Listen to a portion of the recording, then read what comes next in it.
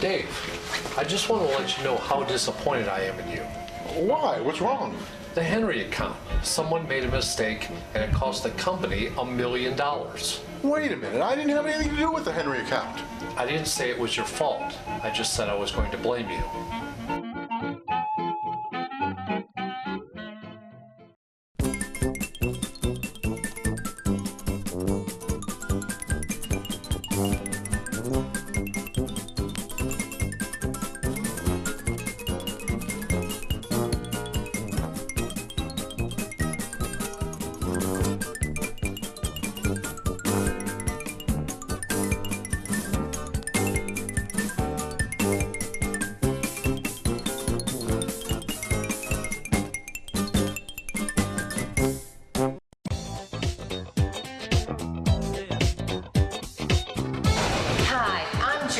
And I'm Dave, and welcome to the Weirdness Really Bad Movie.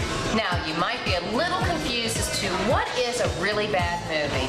But movies, cartoons, recordings, after a time, may end up in public domain. And if you're a really bad movie, you get there even more quickly. And that's exactly what we've done here. We've gone through some of the dirtiest dustbins to find the best classic treasures of public domain films. Dave, I don't think you can use classic treasure and public domain in the same sentence. Well, sure you can.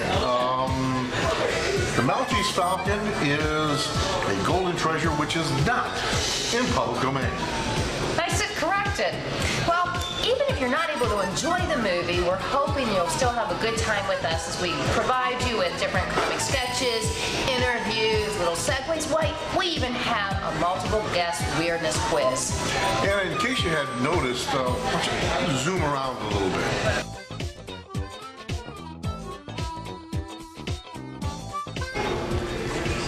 So as you can see, we're really not in a set. We're actually at a restaurant, Mike's Place in Kent. And since we don't have a TV studio we work with, we have to go to various different places to do our segues. Which will lead us to some really interesting locales. And as I look around, you know, Dave, this is really nice. How'd you find it? Oh, well, you know what? I just looked in the yellow pages under Good Eats. Okay, but can we afford it? Don't worry, because you know what? Whenever you give somebody free publicity, they always comp your meal. All right, well, if you're not worried, I'm not worried. Well, tonight's movie is the near classic, The Ghost Walks. It's from 1934, and it's even older than most of my jokes. Now, that's a scary thought. This movie has a beginning that Snoopy could have written. It was a dark and stormy night. Are you two ready to order, or are you going to take up the table all night? You know what? I've been looking at your menu here, and I can't find what I'm looking for. No, what are you looking for? Frog legs. Do you have frog legs? Yeah, Then could you hop in the kitchen and get us a couple cups of coffee? Do you want it black? Oh, I don't know. Does it come in other colors? Television people. Oh, while she is trying to figure us out, let's go to our first sketch and then the movie. Okay, everyone, we have a lot to cover this morning. Tim should be here any second with the latest budget numbers to take us through the initial schedule for production and... Ow. This is one way to avoid getting the H1N1 flu virus. Oh, whoopsie daisy. All right, good morning. Let's get this meeting started. For some better ways, visit flu.gov. Anyone have a tissue?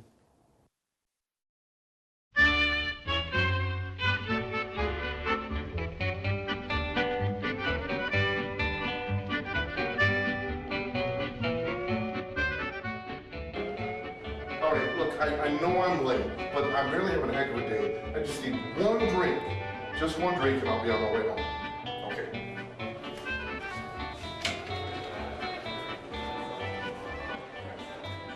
Oh, jeez.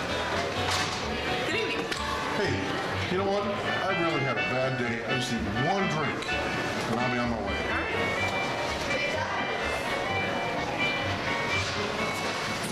There you go. Thanks.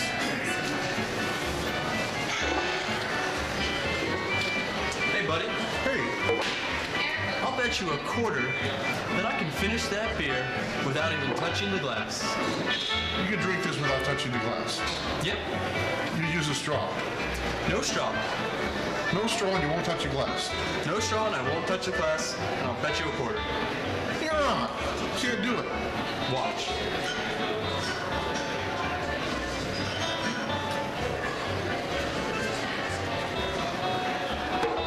You touched the glass. I did. I guess I owe you a quarter. And this? Yeah. I need just one drink, and I'll be on my way. You finished that already? I didn't finish it. I didn't start. I just gave it to you a second No, ago. someone You that are came over cut and off. he- That is it. No. No, somebody that came over, I cut him off. He's giving me a hard time. Can you help me you out? see, this other guy came and he drank my drink, and all I want is one drink. No explanations tonight. No. I just want one drink, and I'll be on my way. Oh, come on. And the cheapskate only tipped me a quarter.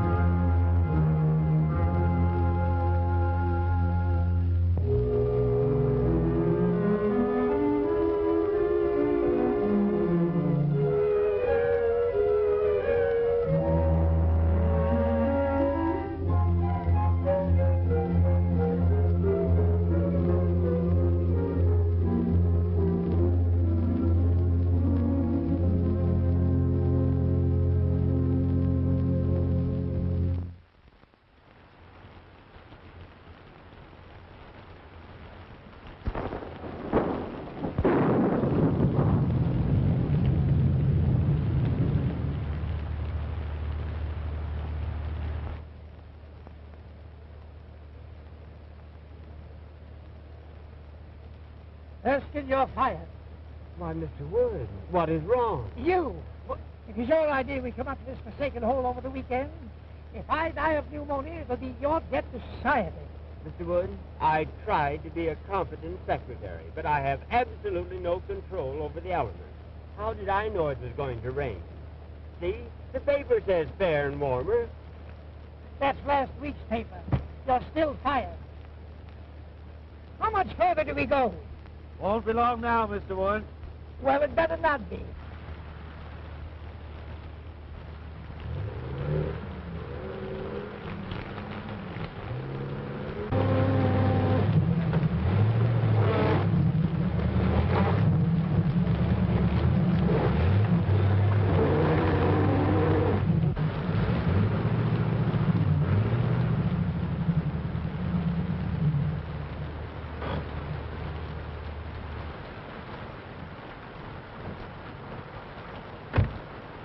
Is there something the matter? I guess we're stuck. You guess you're stuck. What are you trying to do? Kill me? Oh, no, it's not as serious as that. We just skidded into a fallen tree. Don't stand there. Don't stand there when the train seals suggest something. I'm sorry, sir, but I never did work well underwater. I know this part of the country intimately. There are several houses nearby. We can walk to one of them. Swim, you mean? I see a light down that way. You couldn't see a light if you looked at the forest fire.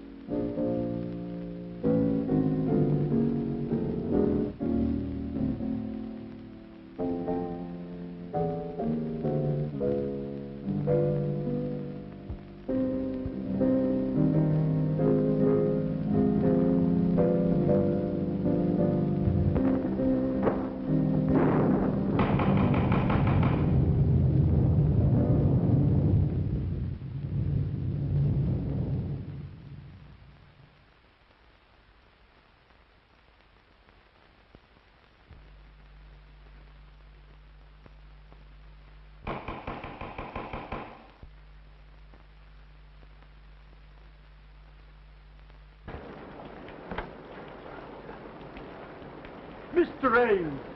Oh, hello, Caraway. I'm sorry, I didn't recognize this as Dr. Kent's house. Just a moment, Ames. I don't know who this Dr. Kent is, but I'm getting out of the storm even if it's to be the missing link. Yeah. Coming in, Mr. Ames?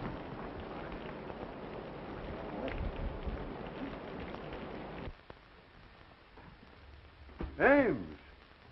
Well, this is a surprise. Good to see you. Yes, I suppose it is a surprise.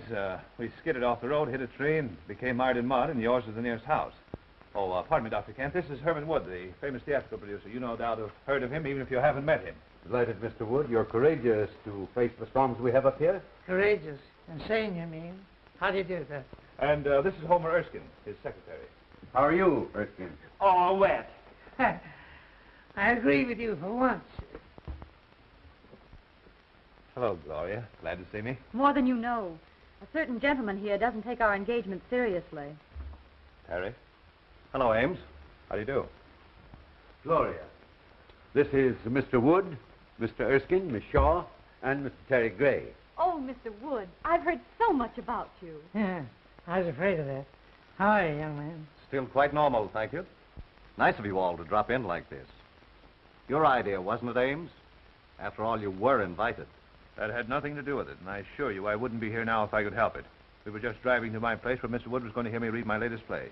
Another play, Preston?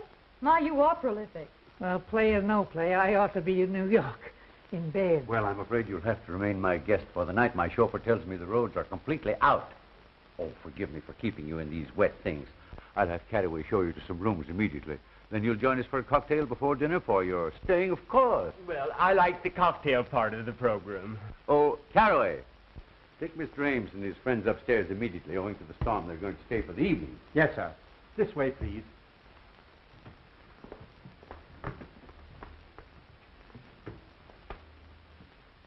Who are you?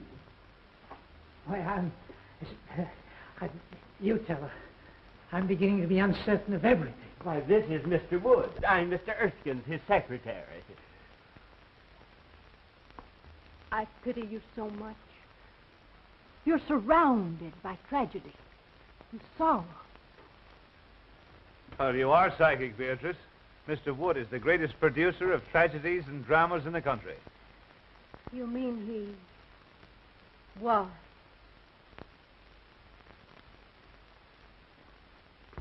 Hey, Ames, about this play of yours. Why, yes, it's in my bag. As long as we can't reach my place, why not let me read it to you here? I just remembered an important appointment tomorrow in the city. I must return tonight. Isn't that right? Yes, absolutely. He has to address the Travelers' Aid Society on the proper way to fold a timetable. My dear Mr. Wood, I would gladly assist you, but until the storm abates, there's no way of reaching the city. Well, we may as well accept the situation, Mr. Wood. We'll have a good dinner and then retire to Dr. Kent's study for a nice, quiet reading. Perhaps it'll make you appreciate my play all the more. They say a full stomach breeds tolerance. Well, something tells me I shall need it.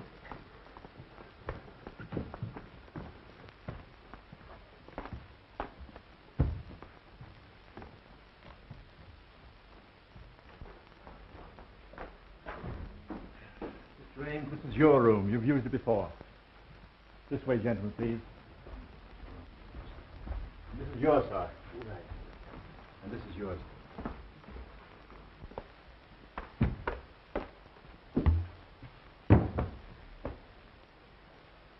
Just a moment. Have that coat dried out. Yes, sir. Right away, sir. Anything else, sir? Yes, close the door when you go out. Yes, sir.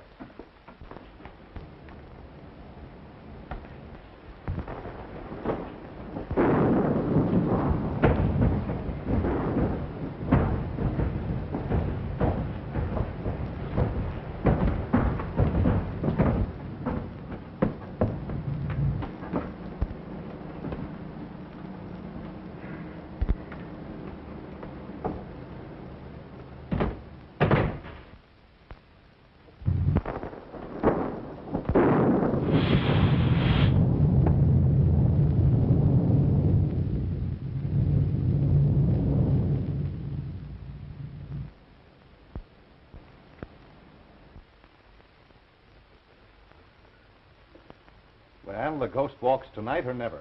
You don't sound very hopeful. To the contrary. Not only hopeful, but brave. I'm going to ask you to marry me and go to California, where the sun always shines and the oranges fall from the trees to your breakfast table. That's a beautiful picture on a stormy night like this. But with or without the oranges and sunshine, you know I won't marry you, Terry, because I love someone else. Terry! Pardon me?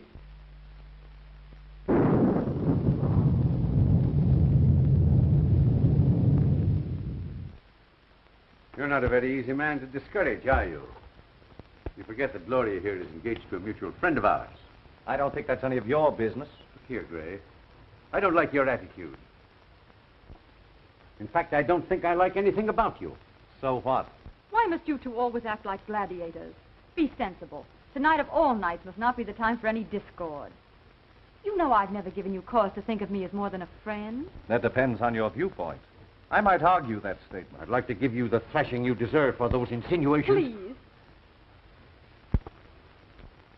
We'll discuss this later.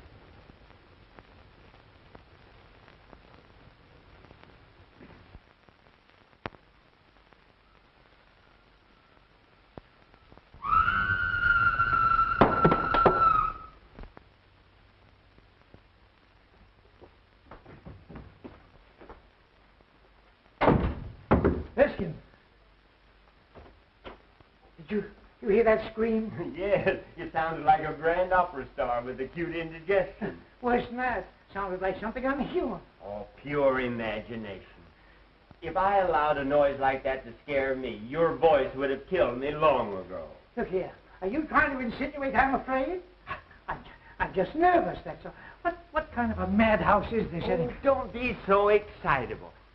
It's probably your liver acting up again. Have you your pills? My pills.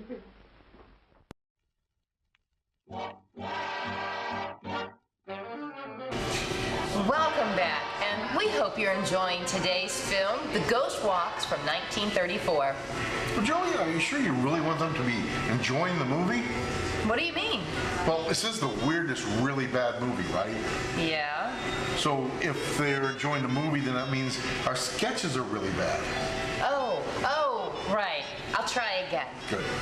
Welcome back, and whew, good thing we stopped the movie when we did. 2 more minutes, you may have done something desperate. Desperate? Like what? Another handful of candy. We're not promoting tooth decay, you know. Not unless somebody pays us for it. Ah, great. And the next segment's brought to you by Bad Breath. All right, you two. Are you going to order? You know, we're not getting any younger around here. Speaking of bad breath. Now would be fine. I'll have a chicken sandwich barbecue, salad, French dressing, and an unsweetened iced tea. Thank you. And what about you, Buffalo Breath? You know what? Bring me this hamburger. The meat really burnt. The cheese, not melted on, but crusty around the edges, on a moldy bun with cold fries and a warm Coke to wash it all down with. Oh, I can't serve you anything like that. Well, why not? You served it to me last week. Tell me what you want, or I'll give you what you deserve. All right, make it a cheeseburger Friday. And how do you want your burger? I want it rare, very rare. Okay. Hey, Charlie. Basted bird with French lettuce and a number 3 basket. Very well done. Hey, I said I wanted it rare. Look, buddy, around here, well done is rare. Well, while Dave's trying to figure that one out, let's return to our movie. The Weirdness Really Bad Movie sadly presents the Weirdness Thought of the Week. Communication with the dead is only a little bit more difficult than communication with some of the living.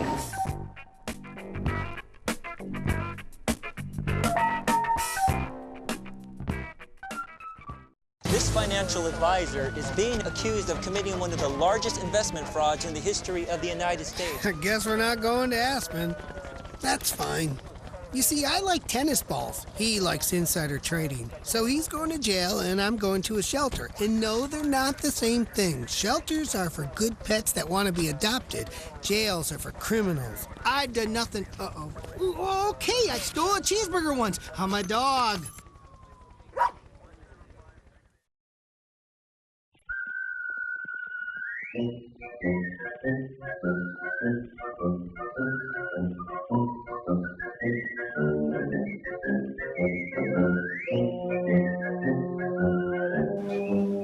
Hi there, and welcome to the Weirdness Lucky Phone Call, a part of the program where anyone can win the Weirdness Jackpot, maybe even you.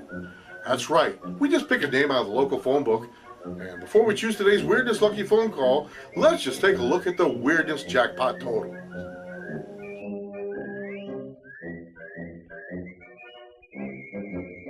There you have it, $13.57. Now, if I could have a local phone book.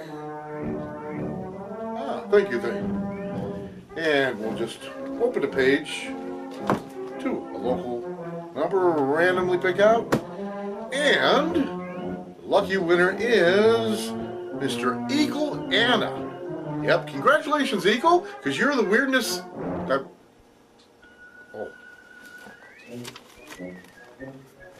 Today's winner is Ms. Anna Lake of Barberton. So let's just give her a call. Good thing that I turned the phone book around, probably be calling Tokyo. Is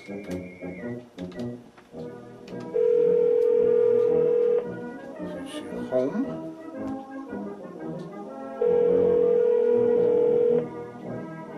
Hi. Oh, hi Anna, I'm Dave and I'm calling from... Right now, but if you wish to leave a message, do it after the beep. Beep. Gee Anna, I'm sorry that you weren't home, because you're the weirdness lucky phone call. Hey, I'm home. I'm really home. What did I win? Ha! Yeah, I know you're not home. I heard your beep tone. No, that was me. My caller ID died. It was me. Beep. Me. What do I win? I'm sorry, but I don't talk to machines. Stupid machine thought it could fool me. Okay, since nobody win, we're going to add 12 more cents to the weirdness jackpot, and that would make that $13.69. We'll tune in next time to the Weirdness Lucky Phone Call, where anybody can win, maybe even you.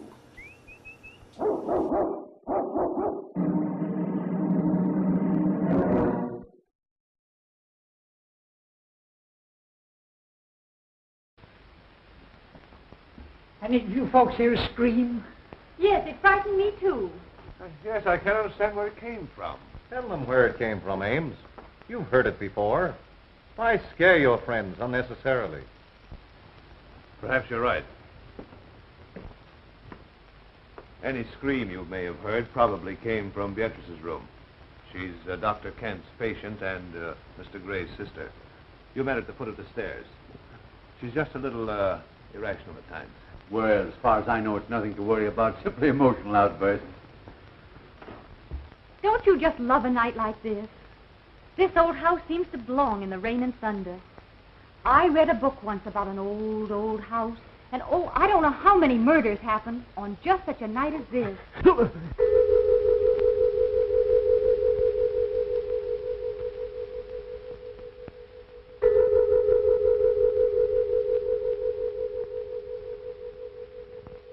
Was that the clock? Yes, I guess so. I think so. It must have been. But it's a union clock. What do you mean? Well, it strikes any old time.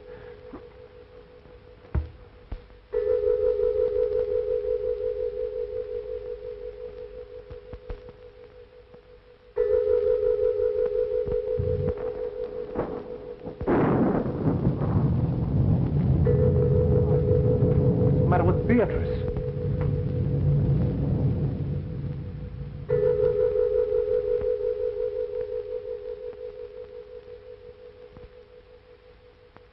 Yes, John. I am waiting for you. I am waiting.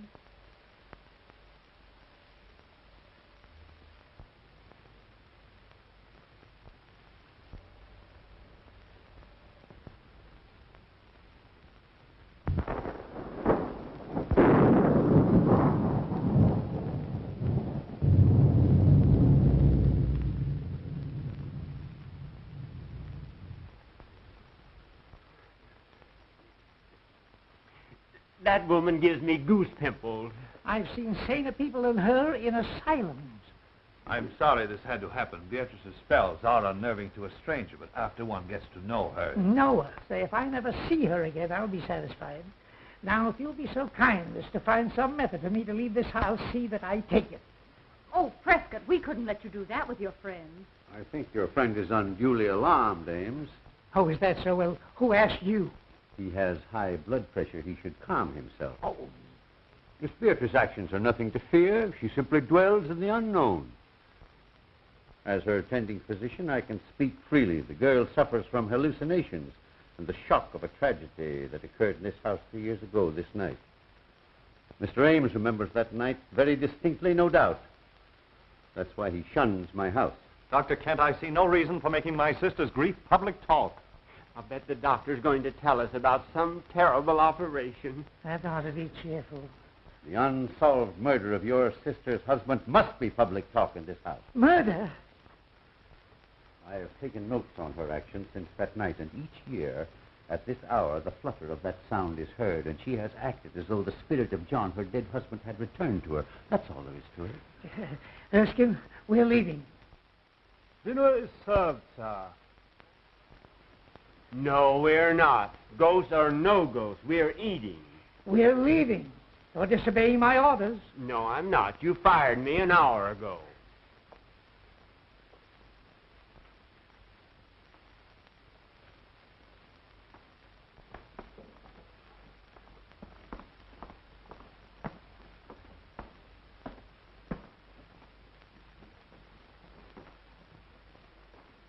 Gloria, Mr. Ames, Mr. Wood, Mr. Erskine. Hope you're all as hungry as I am. Just give me an aspirin. Just give me anything but a tomato surprise. I've had shocks enough. This is about as cheerful as an undertaker's picnic in a cemetery.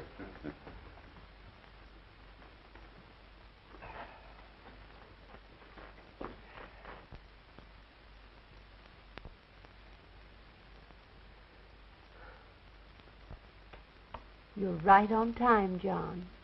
I was so afraid you might disappoint me. Mr. Wood, I think you're right.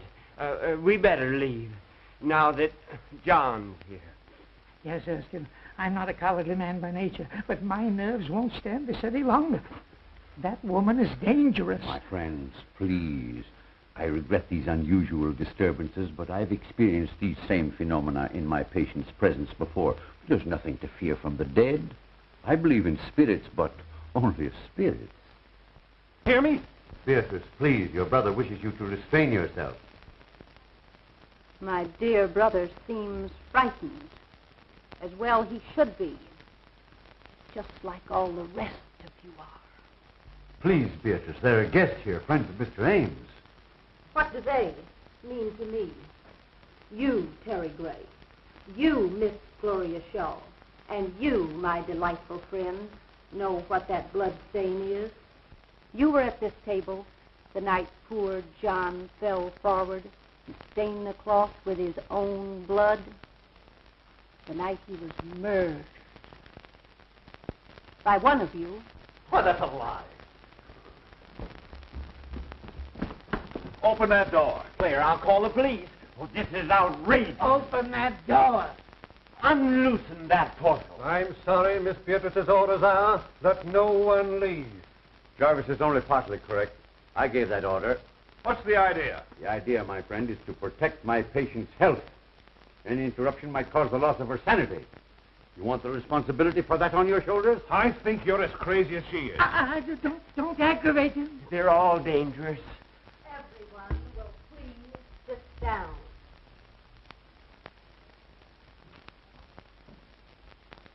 You can't frighten me into anything. I don't know who killed your husband, but I believe your brother can tell you. I thought you'd try to insinuate something like that, and I'm glad you did. Now I can voice what I've suspicioned these past years. You were jealous of John. You wanted to marry Beatrice for her money. You, a penniless hack playwright. She preferred John, and you killed him. There's always been insanity in your family. Wait. He's right. I, too, always thought you killed John. You're unscrupulous enough to have done it. That's enough of that kind of talk. You aren't free from suspicion either. As John's cousin, you inherited more money from his death than I did. How dare you say that?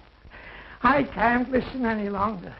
In the name of humanity, allow Lester and I to get out of here before they kill each other. I appreciate that we have outside witnesses to what is going to happen. There is a murderer in this room, and we're going to find him. John, tell me the person who killed you. Speak quickly. Why don't you admit it? Hurry, before it is too late. You'll talk now or I'll break your neck. Lights! John! John! Speak to me, John! Jarvis, turn on those lights.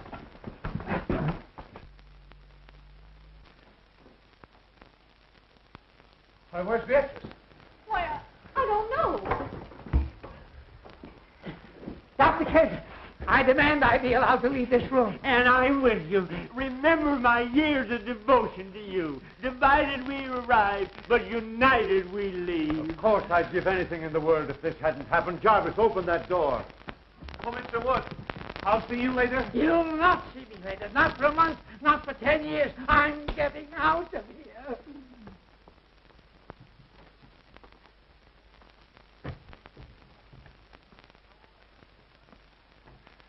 And so ends the first act of my little play. Oh, darling, it was wonderful. Well, we certainly scared those two. Nelson Wood's famous for his temper. Isn't it remarkable how they reacted almost exactly as you had written them into your play? I'm tired, and we've 2 more acts to go. Well, you're as clever a group of actors as I've ever seen. And I've got Glory to thank for finding you. Didn't I tell you they were troopers? You don't think we frightened them too much, do you? What's the difference? It's a bloomin' order play, ain't it? Oh, Jarvis, go get Beatrice. Good old Beatrice. She certainly played her part well. Yay, but I was afraid she wouldn't scram before the lights turned up.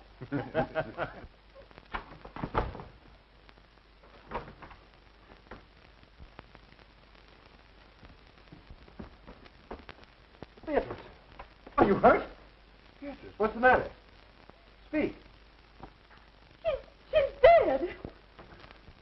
This is my room. No. And whoever it does belong to has a gun. A gun? No, let's don't annoy. Oh, shut up. This make him in handy. A manuscript. The Ghost Walks by Prescott Ames.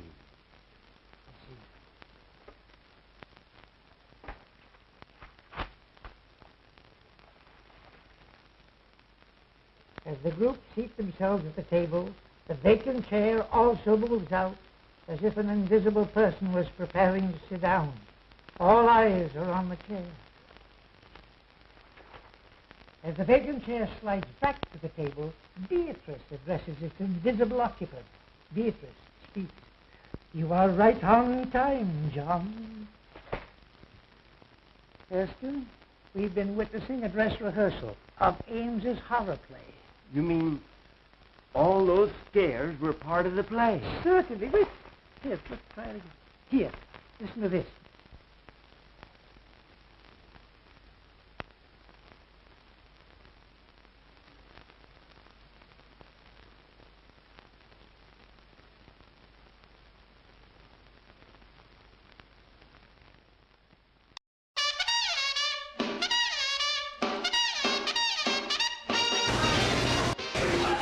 Hi, and welcome back from our 1934 classic movie, The Ghost Walks. We hope you've been enjoying yourselves, but right now, it's time for our Weirdness Restaurant Multiple Guest Quiz.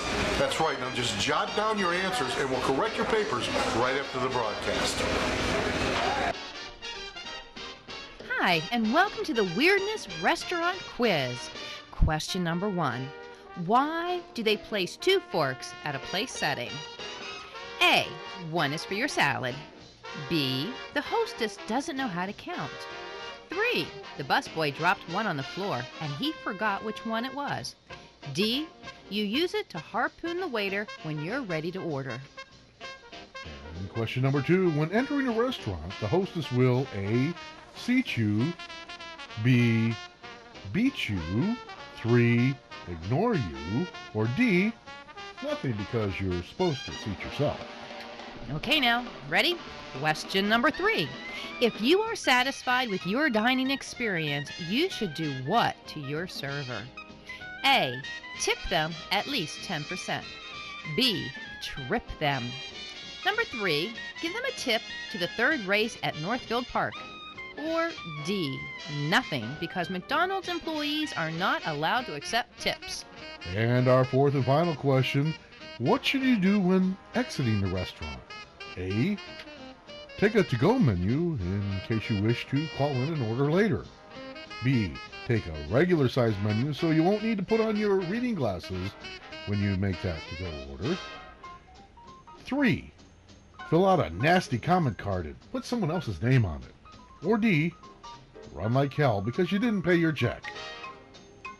Well, that's it. Time's up. Pencils down. Now, pass your paper to the person on your left. And if there's nobody on your left, then go to your next door neighbors and give it to him. Well, with that out of the way, now let's return to our movie.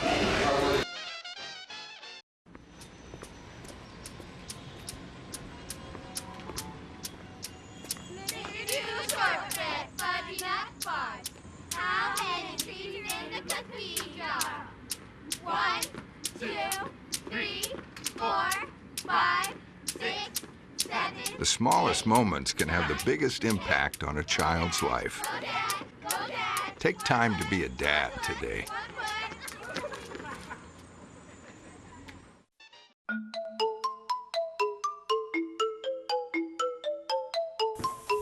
Hi, I'm Maud Mother Goose, and I'm going to read a modernized version of a nursery rhyme. Did you ever wonder what happened to Humpty Dumpty? Well, here goes. Humpty Dumpty sat on a wall. Humpty Dumpty had a great fall. All the king's horses and all the king's men couldn't put Humpty together again. But what of young Humpty with head of slight crack, with brains a bit scrambled and soreness of back? He sued the wall builders for willful neglect and retired to life in St. Lucie Inlet. Happiness through mediation. Well, join me next time as we find out what did Jack Horner do to land in the timeout corner. Ta-ta for now. Bye.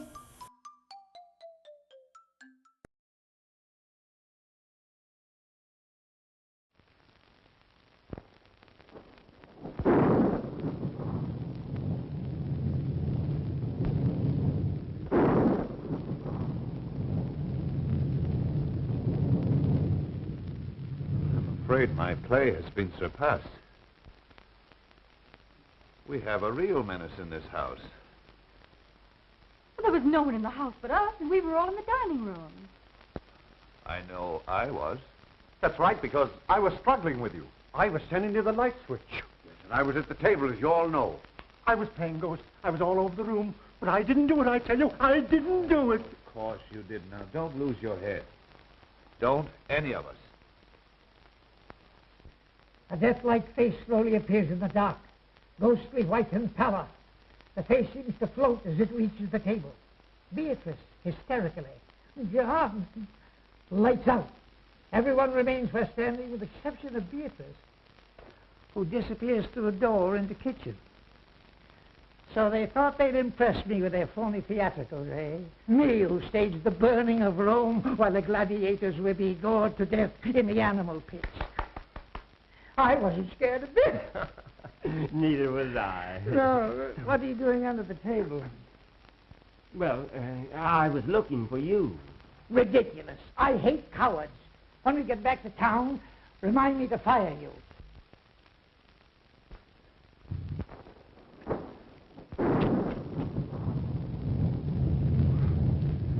Let the play continue.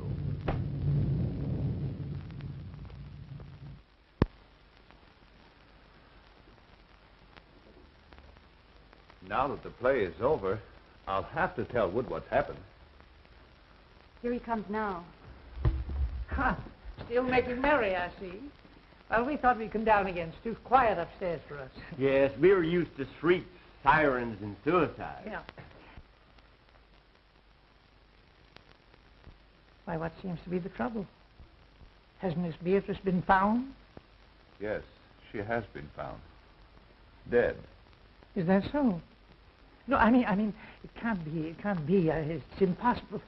What are you talking about? Mr. Wood, I'm trying to tell you that Beatrice is dead.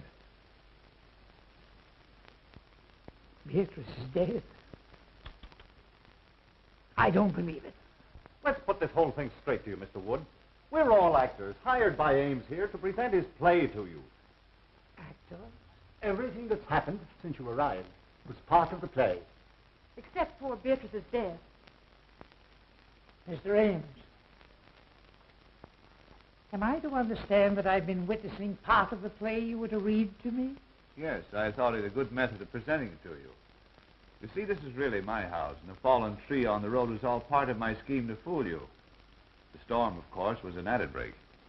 Well, if these chills and thrills have been theatricals, where does the death of Beatrice fit in? Surely you don't destroy your characters. Somebody evidently does. We don't know any more about it than you do. The police should be notified. Now, wait a moment, everyone, please. I know that this is even more confusing to Mr. Wood than it is to us. He still believes we're putting on the play. So the only thing we can do is to show him Beatrice. By all means, do. Yes, death is no novelty to us. No. We stage it 8 times a week, including matinees. And benefits. Now, remember, no one is to touch the body until the police arrive. In there.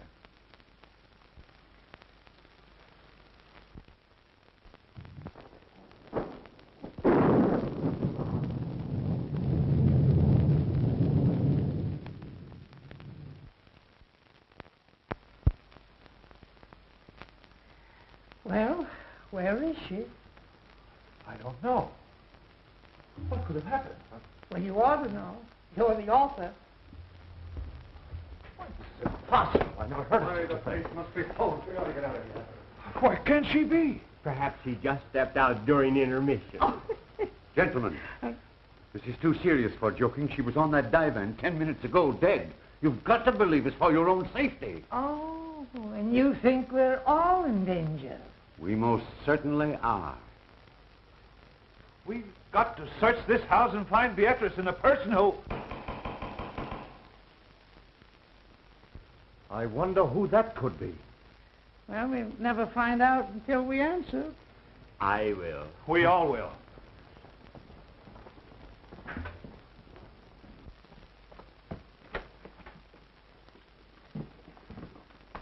Who are you? Who are you? A guard from the Greystone Sanitarium. Seen anything of an escaped patient around here? What kind of a patient? A quiet one, until disturbed, at which time he becomes slightly murderous. Well, so help me if this ain't a night. Oh, what's going to happen to us next? Who are these people? I didn't know anyone was living here until I saw the lights. What makes you think he came here? Empty houses make good hideouts. I never saw or heard of anyone living here in the past few years. Well, I've been living here about a month. I think you've come to the right house at that. Yes? Has anything happened? Uh-huh. A murder and a disappearance.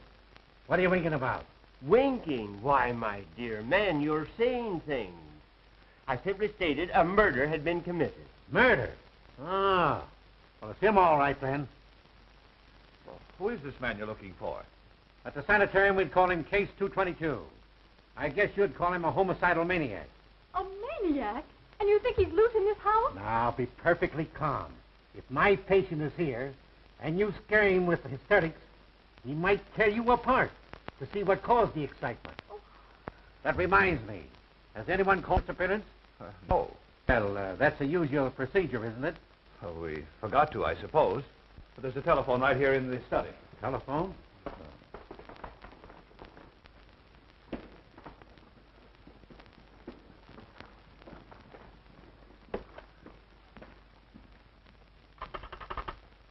Hello? Hello?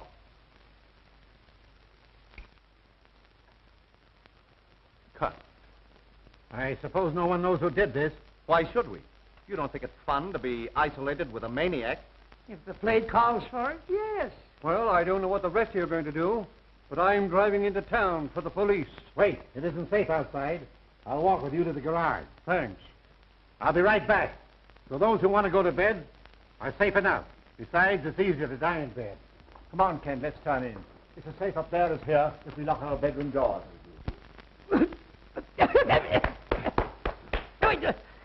What's the idea? Why, you're choking terribly. Well, can you do any better? You know, I had a hunch that Beatrice should never appear in a horror play. Why? Too highly strung and impressionable. A fatalist. She figured if you were paid to scare people, the law of compensation would see to it that you got scared yourself. Utter nonsense. How could anyone possibly foresee a maniac coming here tonight and committing murder? Don't interrupt him. The play's improving. Not enough action for me. Tell me, Ames, just how did you happen to come to this house yourself? Funny you should mention that. I was just asking myself the same question. Of course, you saw that painting in the drawing room of Gussie Gillis. Sure, everybody knew him. And his history? Naturally. Personally, I thought he was the worst butcher who ever severed a tonsil. Right. And you remember how 9 of his patients mysteriously disappeared after he treated them? They were murdered. And when the police came to arrest him right here in this house, he committed suicide. He lost his mind from the strain of his surgical work, I guess. Get to the point, man. I know all that record. Now, you say this house was his. How did you get it? Why, that was easy. I simply advertised for an old, isolated country home. And the real estate agent for the Gillis estate answered and said he'd be glad to rent me this place. It's been vacant ever since the doctor's death. People were afraid to live in it because of the crimes that were committed here. It's supposed to be haunted. And the local people swear they've seen the lights go on and off in this house even while it stood unoccupied. Well, the rest of the story is short. I wanted to write a play in the same atmosphere he had lived his ghoulish life, so here I am. I'll bet he'll come back to haunt you for this. Did Jarvis get away all right? Yes. There's no one around the ground, so I think I'll search upstairs. I'll go up, too. I'm going to bed. And I'm resigning from your cast. You playwrights are all screwy. I take it that this ends the second act. Now, if you don't mind me saying so, I think your play is rotten. Well spoken, Erskine. Forget about being fired. Let's go to bed. Yes, go to bed, Mr. Wood, and get some sleep. You insist the play is still on, but we've tried to tell you that it's ended in a tragedy. Good night, sir. Good night, Miss L'Oreal. Good night. Ames? Good night. Be sure and let us know if anyone else is murdered. I can't convince those fools. They insist we're still playing for their benefit. Oh, I wish we were out of this dreadful house. First it was Terry pestering me, and now this awful tragedy of tonight. Don't worry, dear. You look all worn out. You get some sleep, and I'll see that nothing disturbs you. Oh, I'm too frightened to sleep. Tell me the truth. Who do you think could have killed Beatrice, and where do you think she could be? Well, personally, I believe it was just a burglar who's long since disappeared. Then why would he steal the body? Oh, to cover up the crime, I suppose. Now, you go to bed, dear.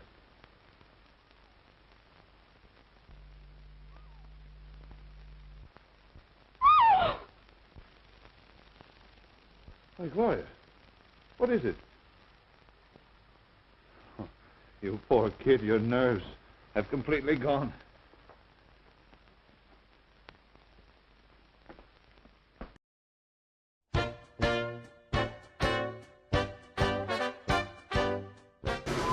Welcome back from our 1934 movie, The Ghost Walks. And we're hoping you're having just as much fun as we are. I really doubt they are, Dave. What do you mean? You're too easily amused. I've watched you for the last 10 minutes making faces at yourself in a mirror and laughing. That was a mirror? Yeah. What'd you think it was? I thought it was an aquarium. Really? Yeah, well, that does explain the pufferbelly fish. Well, that does explain the puffer fish, but it doesn't explain you, Dave. No. Well, Are we ready to order dessert yet? Dessert's my favorite type of meal. Do you have a dessert tray you could show us? Well, we did. But the customer on table 9, he ate every one of those desserts off that tray. Oh. I bet he's gonna have a bellyache tomorrow. Oh, you got that right. Every one of those desserts was made of plastic. Oh, darn it. I was gonna order the plastic pudding. Oh, no, no, no. You don't want the plastic pudding. You want the plastic apple pie. Well, while we wait for Dave to decide on his favorite plastic dessert, stay tuned for a Weirdness public service announcement. You know what? That plastic sundae looked pretty good.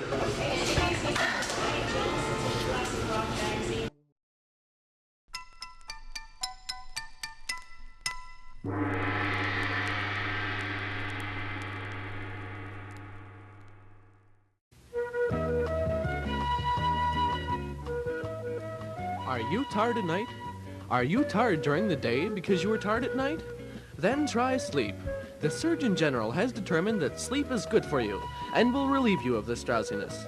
Adults, try to get at least 6 hours of sleep. Children, try to get at least 8 hours. Remember, try sleep. It's part of the great American dream. Please note that sleeping will not be permitted during the show unless absolutely necessary. Any questions? What kind of service plan does this come with? Unlimited. Can I keep my same phone number? Absolutely. How do I change the ringtone? Just hook it up to your computer. Does it have a camera? What's the warranty? Does it come in silver? Can I put my party shuffle on this? Does it have a 3.5 millimeter headset jack? You sell a lot of these? It's the one I carry. You ever get those phantom vibrations in your pocket? Any questions? No. Are you sure? Yeah. Ask questions. For the 10 questions everyone should know, go to ahrq.gov.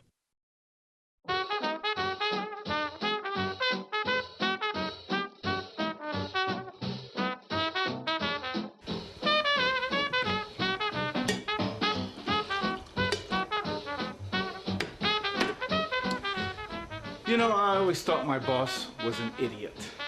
So I quit and went to work for myself. Now, my new boss is an idiot, but at least I respect him.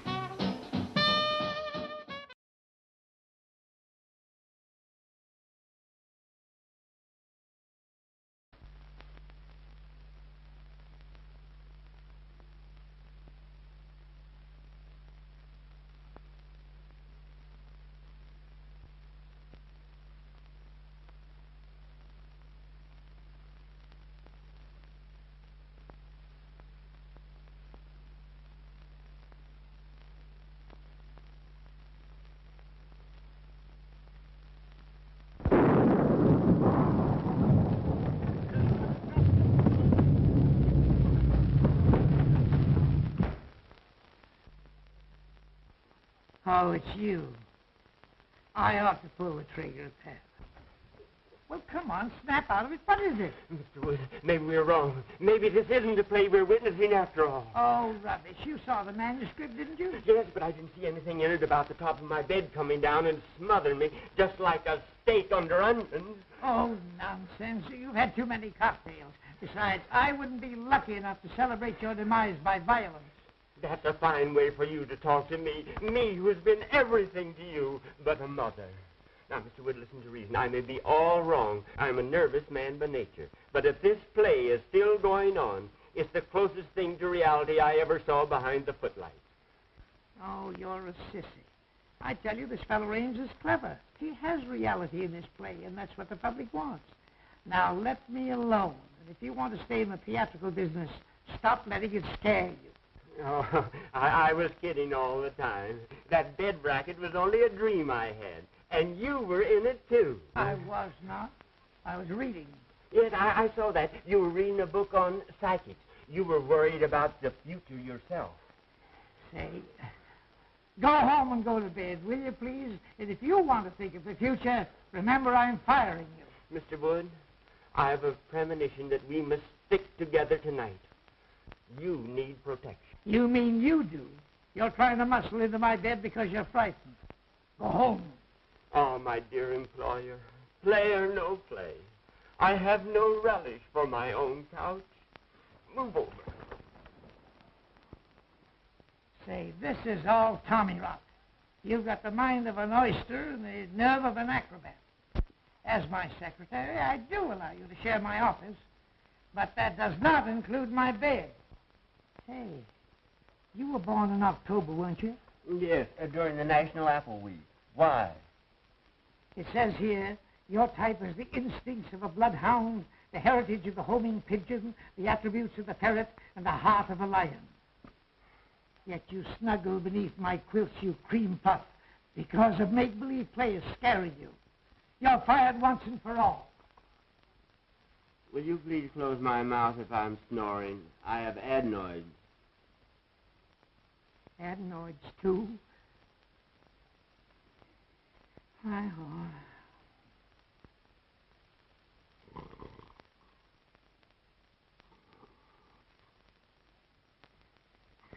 Homing pigeon, ferret, lion. I'm sleeping in a zoo.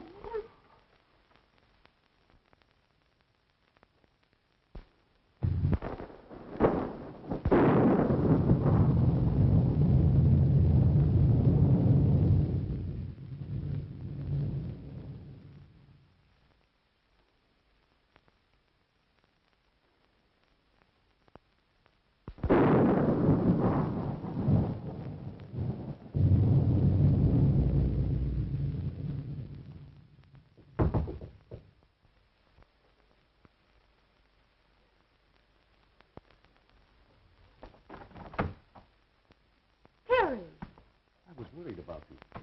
Up here, all alone. I'm all right. Listen, Gloria. You know I love you. Why do you always give me the cold shoulder? I'm just not interested, Terry. Why did you come here? It makes it very embarrassing. Oh, I know. You're afraid your playwright sweetheart would be jealous if he knew I was here. Well, I wish he could see you now. I just came in to say goodbye. I'm walking out on this play, but I've got a curtain speech to make. And this is it. Stop, Terry!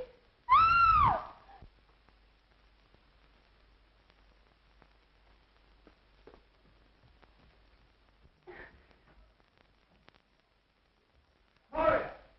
Gloria! Are you fool? Now see what you've done. I'll hide in that closet until he goes. If you tell him I'm here, I'll say you invited me. Understand?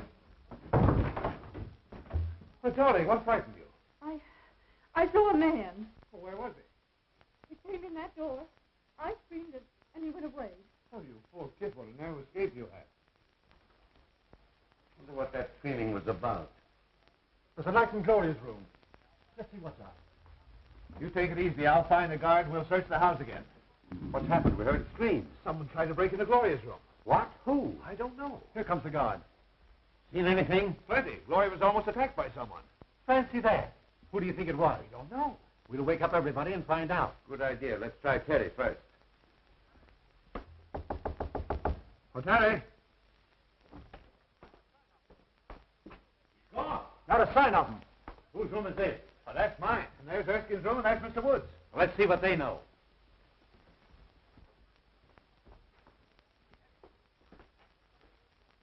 Empty. Darn the luck. I wonder if that maniac could have tried Woods' room before my mind snaps to. Eh? Oh.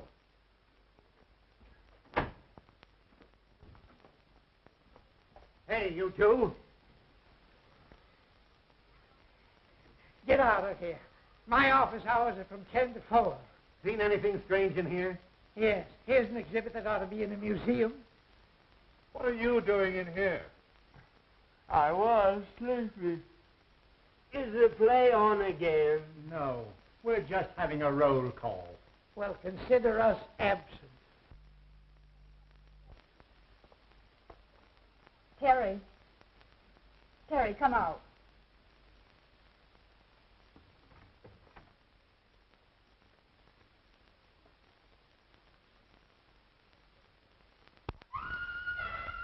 Gloria.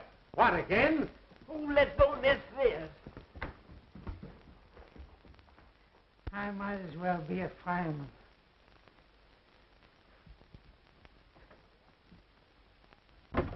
Gloria, what is it, dear? It's Terry. He was standing right in that closet. He's disappeared. Well, what was Terry doing in your closet? He was hiding. From whom?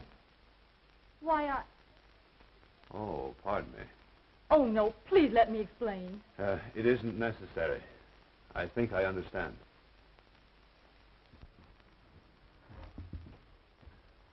I'd sooner trust a lunatic than I would a Yes, woman. they're more reliable.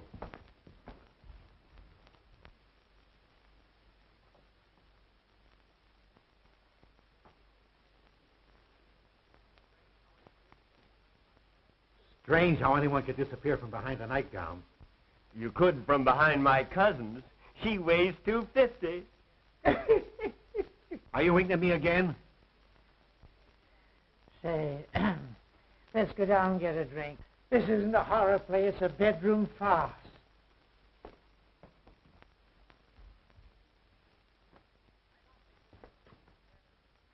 I don't think this situation is fair to me. You people are of very little help. That patient of mine is evaporating. He thinks all I've got to do is to look for him. Besides, I promised to be a fourth of bridge tonight with some friends of mine. Speaking of wasting time, Jarvis should have been back from town with the police long ago. Oh, Caraway. Will you and Kent go back upstairs, please? Just to be near Gloria. I couldn't stand seeing her myself just now, but I don't want to expose her to unnecessary danger. I understand. We'll be glad to help. I'd just as soon go up again anyway. I'm dead. Please don't use that word. I don't like that fella Caraway. Oh, forget it. He's just a seedy butler. Well, I feel duty bound to see this night through. I live here and all that, but I'm beginning to reach a breaking point. The situation is getting out of hand. It seems to me you're about as useless a guard as I've ever seen. Well, I've worked in 2 penitentiaries and 3 asylums and never had any complaints.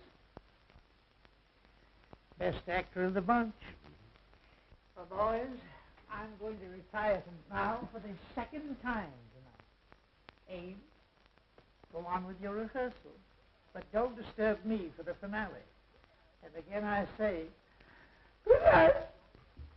Please continue. I never walk out on anything that doesn't cost me something. What does he mean? Oh, these fools think we're putting on a play for their benefit. I'm hungry. I could destroy a few vitamins myself. Well, you'll find some food in the kitchen. I'll be waiting for you here.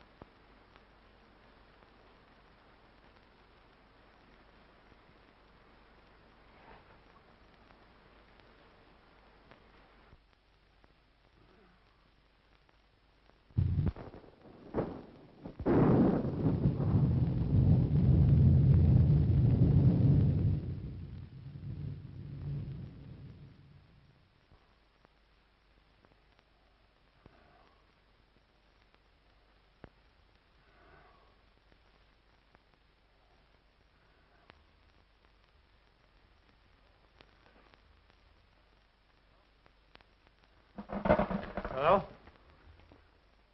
What are you doing down here? Why, I just came down to get some cigarettes. Well, you shouldn't have left Gloria upstairs alone. Well, I'm not her guardian. If you're so anxious about her, why don't you go upstairs and play watchman yourself? That's just what we're both going to do. Well, the scene shifts. So do I.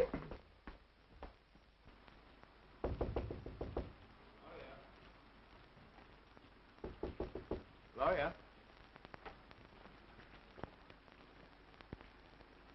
Gloria!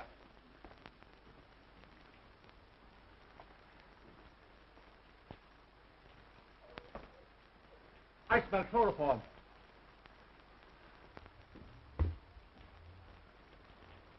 your fault. I told you not to leave her alone. We'll arouse everyone. Oh, Kent? Well, Mr. Wood. He's probably in his room. I shouldn't cue you, but here comes Kent now. Oh, Kent. Yeah? Gloria's disappeared. Huh? Say, have you been out in the rain? No, why? Well, whoever stole Gloria took her out of the window into the rain. It's funny that you should be out of your room and then appear all wet. I don't like your insinuations, Mr. Ames. If you must know, I couldn't sleep. I was going to take a bath in the tub and turned on the shower by mistake. That's what I would call a watertight alibi. Maybe Mr. Wood knows something.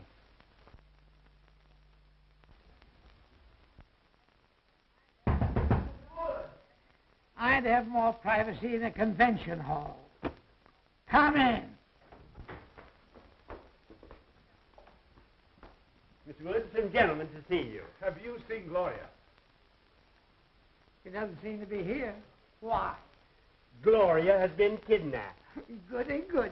I say, that's beastly rude of you. They accused me, but I think Teddy's the guilty one. He's gone, too. They've got to search the whole place over again. Get up and see the fun. It's better than looking for a good candidate before an election. Not me. I'm staying right here. Now, if they don't stop this fool play and get out of here, I'll rid the world of the entire cast. All right, stay here. I hope you're the next victim.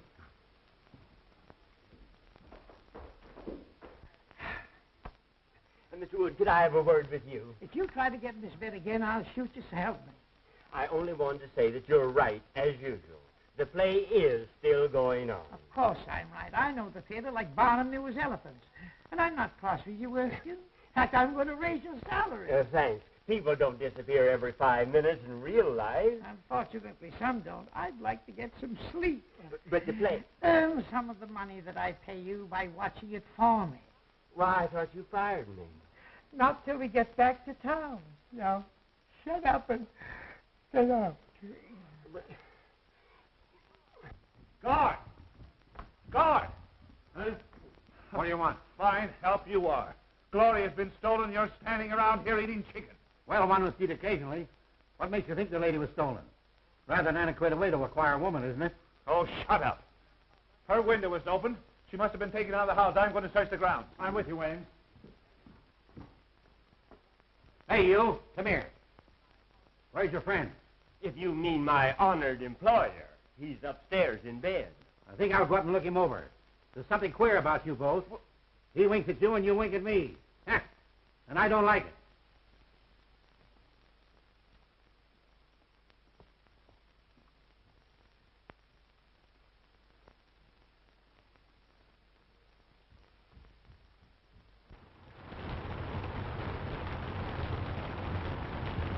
We'll make a careful search of the ground. You go that way, now go this. We'll search the house, and I'll meet you front. Right. Right.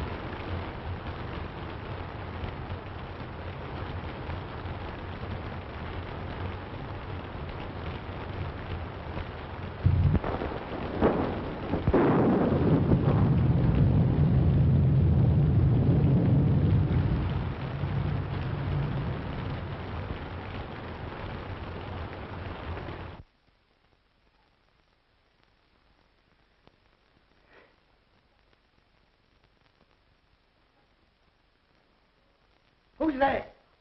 Only me. Oh, my old friend from the insane asylum. Come on in, sit down. Make yourself at home. Everybody else has. Hey, look here, old man, pal to pal. You're not really an asylum guard, are you? No. How did you get? God, you can't fool an old timer. You know, you're wasting your talents here. You're too good for this stuff. The whole world knows that. I said good, not perfect.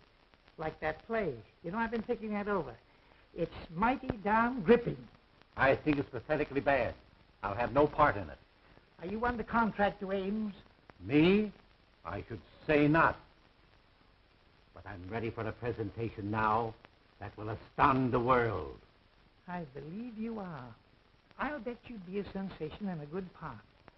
And I'm going to give it to you. Herman Wood, the man who has given more stars to Broadway than Edison has electric lights, will star you personally in an extravaganza. Splendid, splendid. Oh, are you busy Thursday? Let me see. No, I have nothing planned. Good. Come to my office next Thursday and we'll sign a contract. Splendid. But you should see me work first. Well, what are you doing now? Wasting time talking to you. Come with me, and I will show you real dramatics. Are you kidding? I never joke. I will show you drama. Stark, throbbing drama, with a master touch of comedy. By golly, I'm with you. Just wait till I get my slippers. Don't forget, Thursday. Come.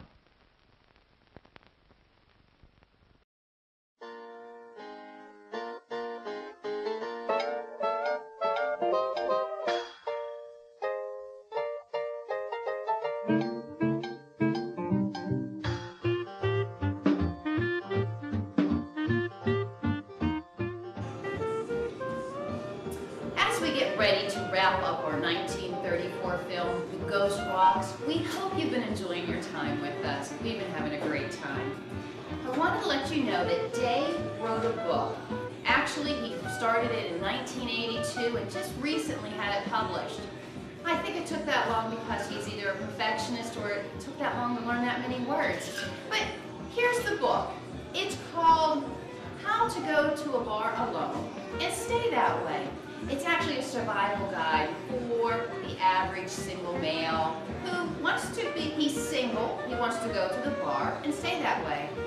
Truth is, he's probably not going to be able to get a date anyway. But just stay with us and Dave will be right here to let you know how to get one of his great books.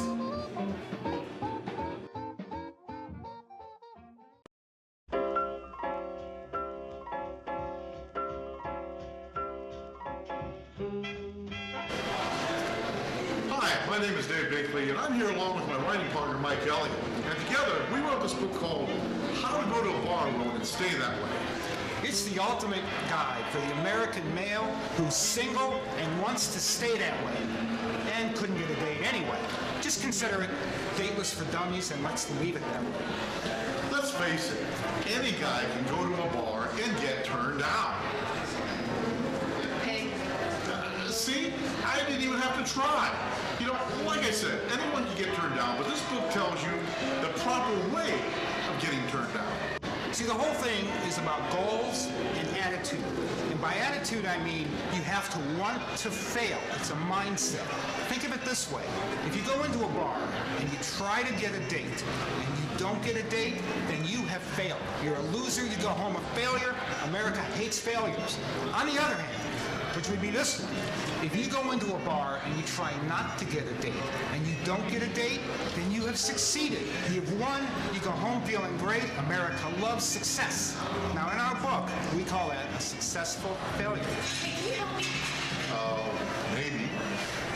Oh, you got a second door over there. Thanks.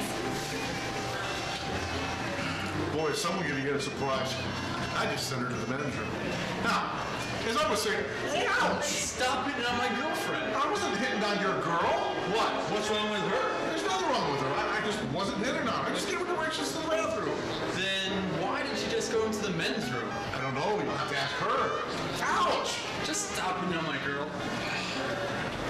You know, that brings up another good reason to be left alone by girls. It's called the sore arm factor. They just have another beer. Now let's get back to the book. Now, this book will help you prepare for and enjoy an evening of solitude, one that you so richly deserve. Now, in this book, we'll teach you what to eat, what not to wear. We'll teach you how to get to the bar, and most importantly, we'll teach you how to recognize rejection. Because if you get rejected and don't know it, you've missed the point. But would we leave you there? No, no, no, no. We have given you a list of snappy comeback answers so you can enjoy that moment of rejection and quite possibly even get the last word in. And guys, how often does that happen? Never. My girlfriend's over there. I want to know if you can do something for us. What's that? I don't even think that's humanly possible. Oh well, your loss. And not only that, this book will also prepare you on how to defend yourself against desperate women. Women who actually go to a bar in order to get a date. It'll teach you how to recognize them, how to deflect them, and how to run from them if necessary. We've seen you guys around here. You've been here a while. You going to be here much longer? Why? We wanted to sit here. It's our lucky seat. We always get picked up when we sit here. Don't worry, we'll be gone in a few minutes. Well, hurry it up, will you? All right. We'd tell you more about our book, but if we did, then you wouldn't shell out the $9.95 to buy it, now would you? Just think, for less than $10, you can have this great manual that gives you all the ins and outs of how to spend that perfect evening all by yourself. And Mike, fewer people means more beer for you. Hey, I just wanted to say thanks for not asking me out. Sure, no problem. Now, to get your copy of How to Go to a Bar Alone and Stay That Way, simply log on to www.amazon.com and in book search, type Go to Bar, click on the book, and you'll have your copy before you know it. It's a fun book with easy to follow directions and lots of clip art too. And when you're done reading it, the perfect size to level your coffee table with or swap 4 humpback flies with. And hey, thanks for your time and see you on Amazon.com. Ouch! And stop telling my girlfriend to go into the men's room. Remember, to order your copy of How to Go to a Bar Alone and Stay That Way, simply log on to www.amazon.com and on book search, type Go to Bar, click on the book, and you'll have your copy. And I'll tell you what, if you want a personalized autographed copy, just go to any local watering hole around here, and Dave and I will be the 2 guys at the end of the bar all by ourselves. And get an extra copy for a friend while you're at it. If you have 2 friends, buy 2 extra copies. If you don't have any friends, you probably don't need the book, but get one anyway. At least you'll have something to put on your bookshelf that you made back in woodshop. See you at Amazon.com.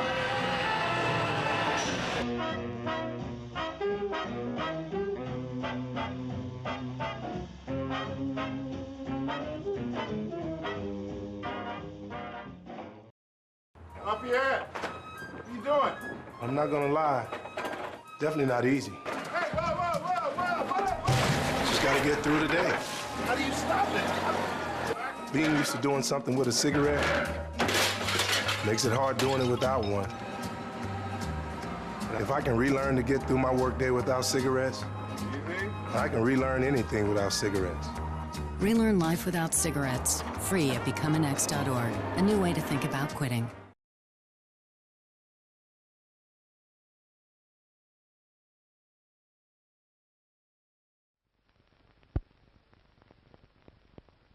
I'd feel a lot safer if I had my gun. Where is it? Home. That's okay with me. Let's go over to your house and hang around. It'll soon be daylight. Thank heaven. James. Anything new? We made a complete search of the grounds and found nothing. Well, how much longer is this going on? I'm getting tired of sitting around here and waiting for something that doesn't happen.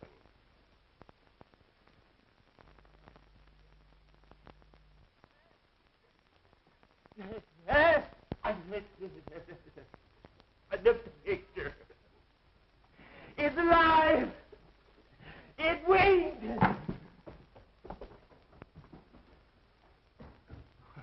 What's the matter with him? He must be balmy.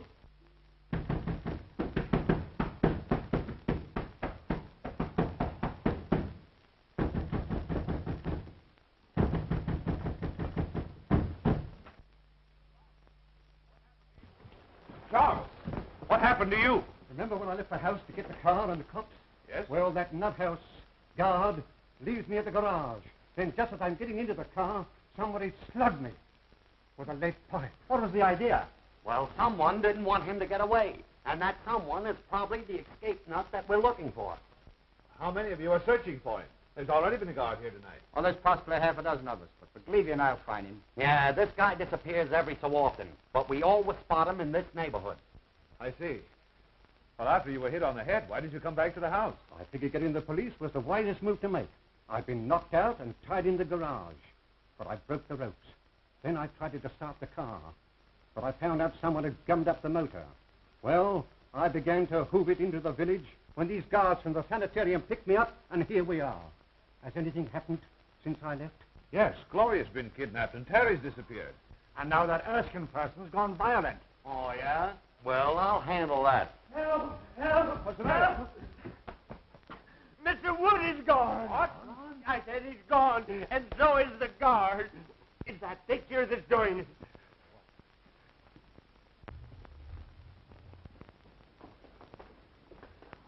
Oh, what's the matter with it?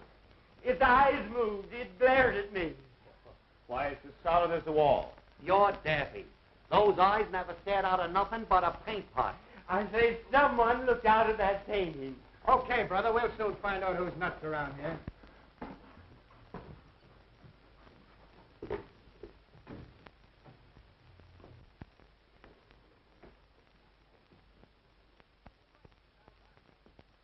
Say, he's right. These eyes are phony.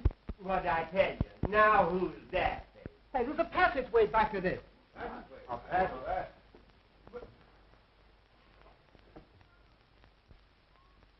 Look! It's moving!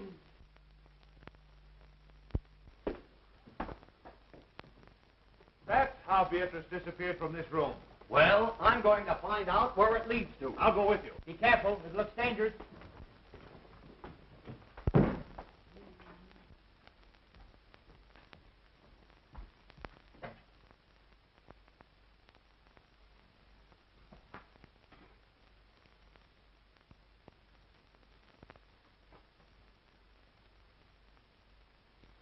My friends, since your entrance into this house, I have worked toward bringing you into this laboratory.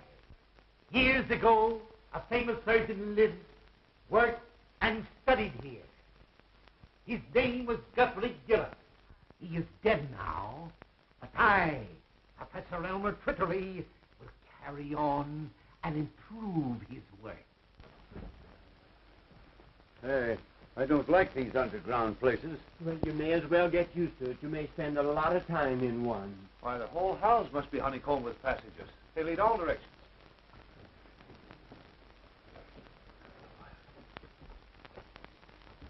I am the greatest genius you have ever seen.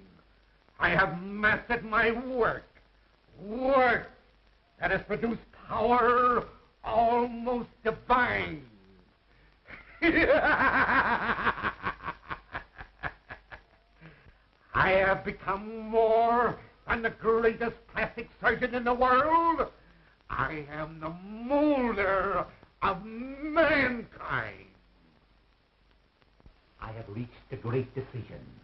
That is why I've allowed you all to trespass upon the seclusion that I have enjoyed in a supposedly deserted house. I discovered this old house at Dr. Gillis's on one of my many escapes from the sanitarium. It is admirably fitted for my work. All I needed was patience. And now I have you, healthy people, who can't stand the rigor of certain small operations.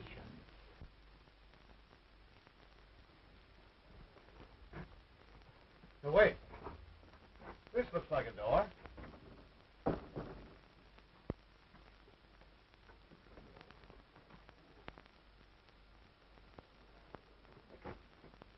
See where that leads to. This patient you're looking for, is he violent? Sometimes. He almost killed a guard tonight when he stole his uniform. Oh, and he winked at me. Leads into an open room with a swinging bookcase.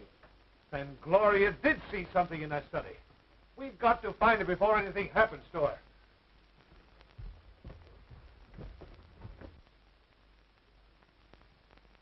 It seems to me this is the fluid I used to paralyze the mice with yesterday. I think I meant to use it on your friend Beatrice. But somehow I became somewhat confused. So now the poor girl is dead. Forgive my stupidity. I will be more careful to see that you don't suffer the accidental death she did. I have brought back the spark of life. I am colossal. Oh, Oh, my headache. Take that smelling salts away. You're choking me. I am awfully embarrassed. I thought I killed you, but I only gave you a headache.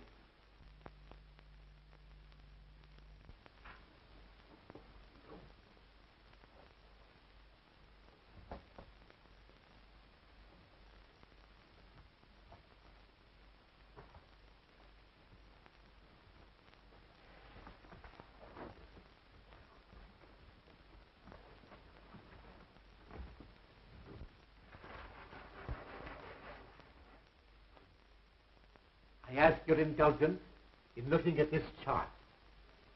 You will notice the various noses, eyes, and chins. You all have an ideal, a face you envy. You can have your choice of alteration. You understand, my operations run in series. You may look as you wish now. Ultimately, I will slowly change you to fit my model. Young lady, you shall have the honor of being the first of my table. I shall require very little from any of you. Just enough to begin my work. A feature from you, a bone from him, and a cartilage from that one.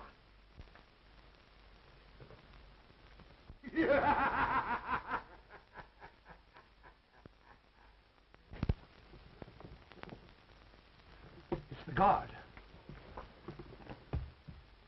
It's Professor Twiddly, the guy we're looking for. Then he's the nut.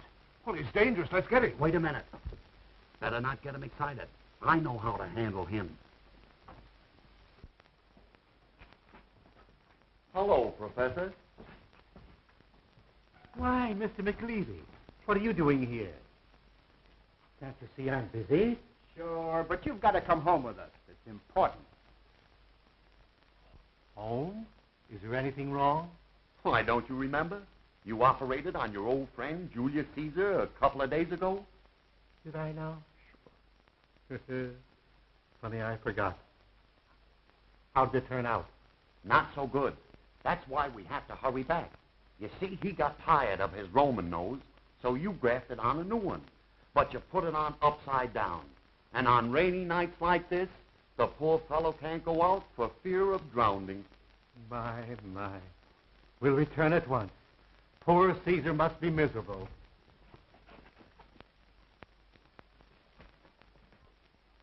Oh, Prescott, take me out of here. I never want to see another horror play. Well, don't worry. I'll never write another one. Yes, you will. What? Absolutely, but you've got to rewrite it. Just like this night and the experiences we've gone through. Even to the murder of Beatrice? Yes, I'm afraid Beatrice will have to die all over again. Well, the ghost walks after all. Congratulations. Congratulations, John. You were all right too, Caraway. Thank you, Mr. Wood. Now what's the matter with you? I was just thinking how terrible it would have been had the professor really operated on us and changed us all. You might have gotten my adenoids, and I would have gotten your false teeth. Erskine, turn your face to the setting sun. Oh! What's the idea? Don't forget, you're fired. Oh, Mr. Wood. Come.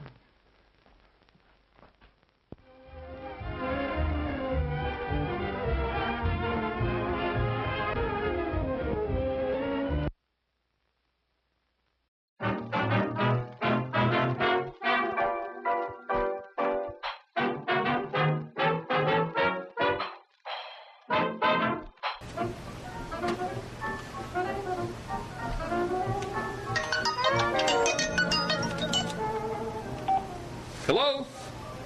Mr. Tonelli? Yes? Mr. Tonelli, I'm sorry to inform you that your mother-in-law has passed away. Oh, no. Does my wife know yet? No, you were the first one we could get a hold of. Look, I know this is awkward, but we need to know if she's to be buried or cremated. I'll tell you what, let's not take any chances. First, burn the body, then bury the ashes.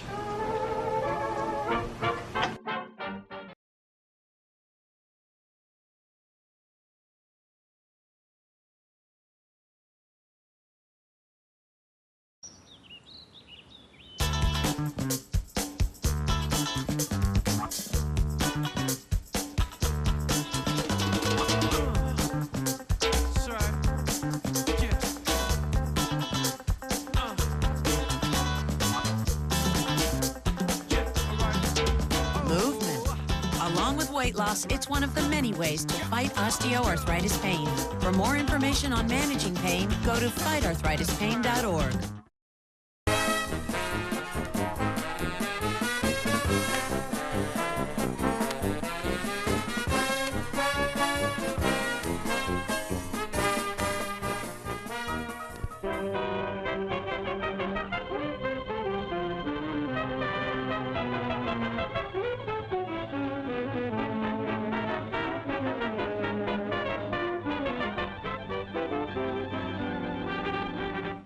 Miss Adams, take a letter. If you're looking for a sweetheart cause you're lonely and you want someone to love and adore, write a letter to our company and we'll send by mail just the girl you're looking for. You'll be more than satisfied with our selection of the ones we'll send for your inspection.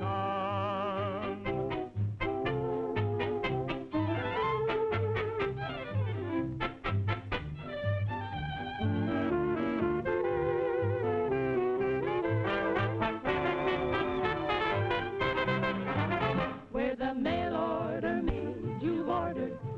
By parcel post we come to you.